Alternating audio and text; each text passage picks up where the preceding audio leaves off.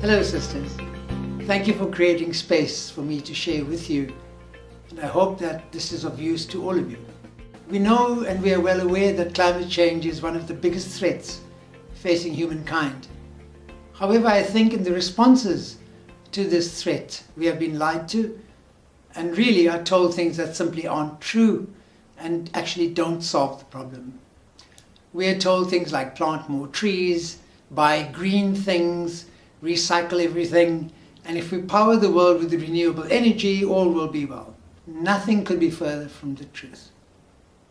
The reality is that production and consumption are root causes of the problems of climate change. Not only do we need to consider the amount of energy that is used in the world, but what we use this energy for. So if, for example, you looked at the root causes of greenhouse gas emissions in the USA, you'd find that at least 40% of it is from products and packaging. Yet nowhere in the climate change discourse are we hearing stories about how we should be consuming less, how the wealthy, who consume 80% of the world's resources while only making up 25% of the world's population, should be consuming less. This is not on the table. It is also conveniently ignored that targeting carbon alone simply distracts us from these kinds of root causes. Another fact that you might find useful was provided by the World Watch Institute, a highly respected research organization.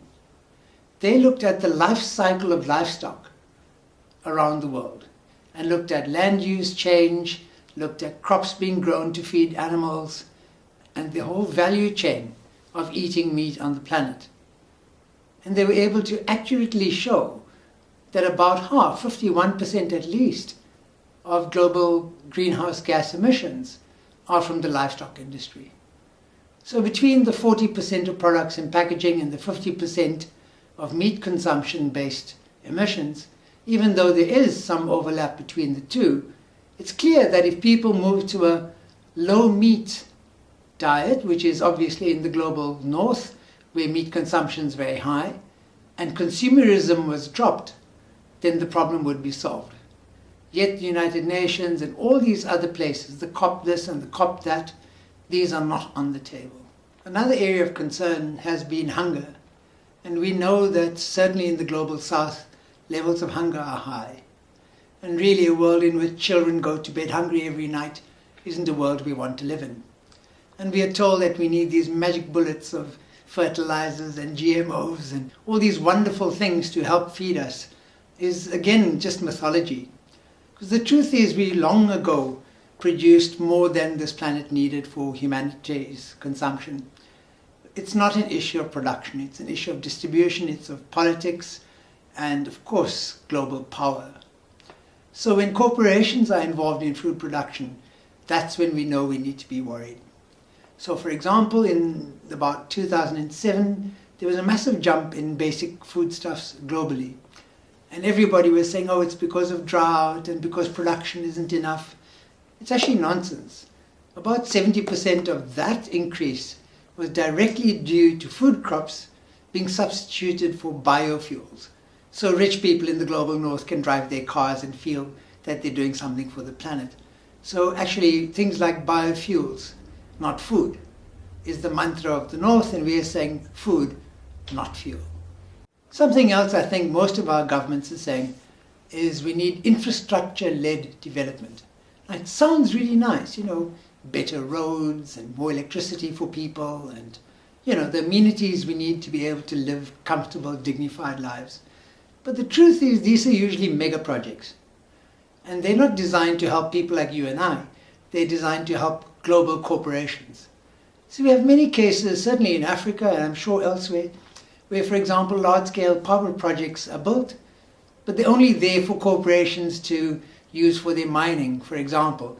Yet communities living near the mine or near the power station don't even get electricity.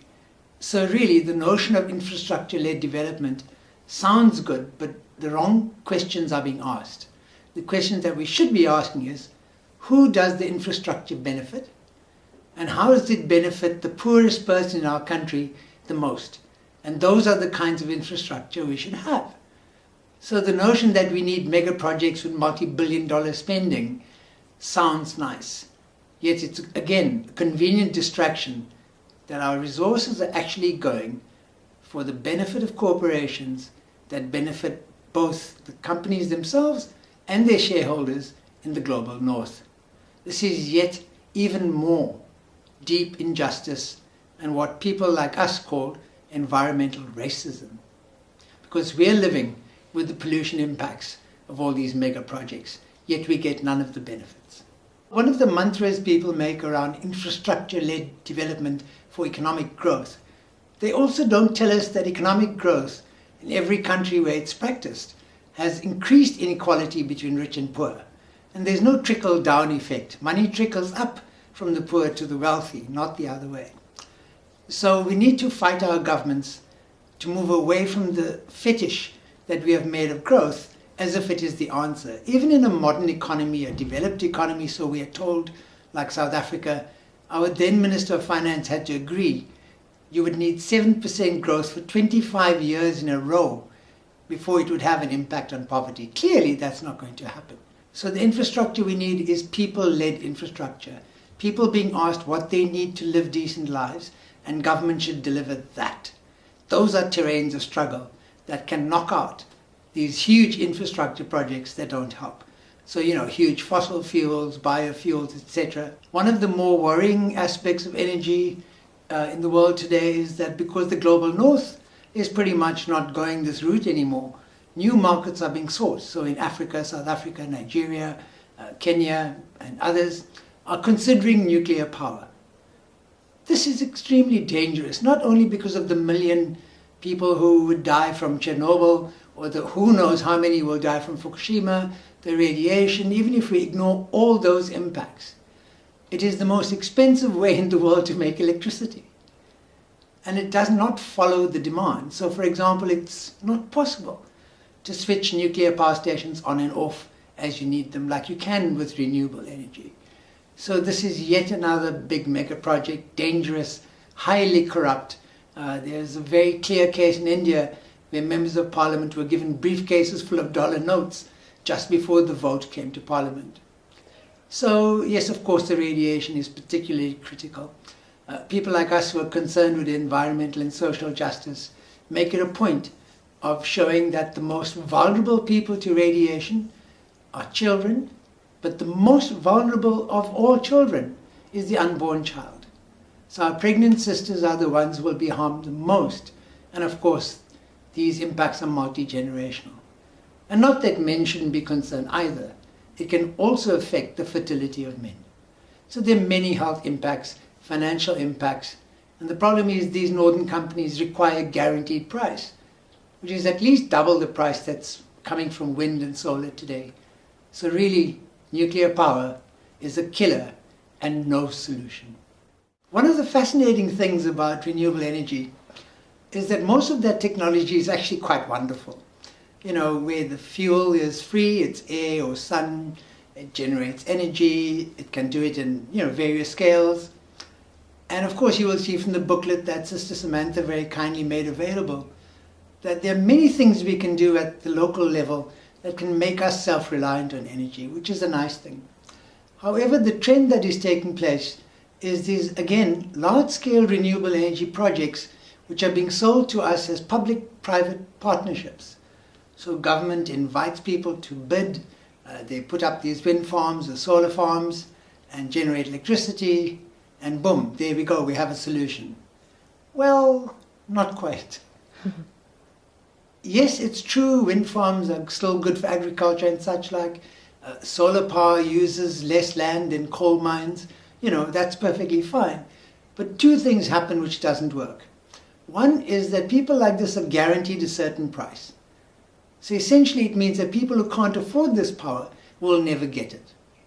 And the partnerships that are considered for local communities with these projects, they always link, economic empowerment of communities with renewable energy projects.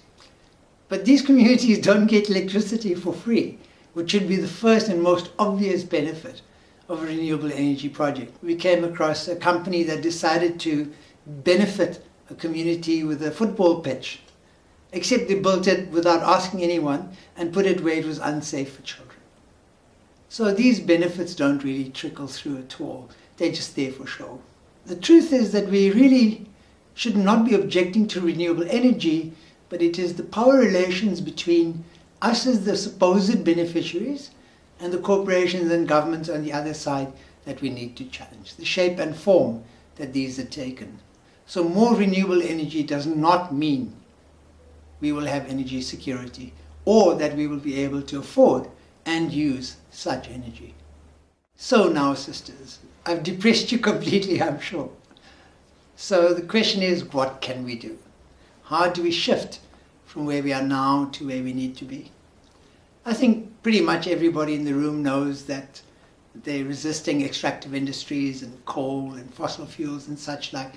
And not only do you have my heartfelt support, but I urge you to do more of the same. But I think there are different things we can do to improve the overall situation.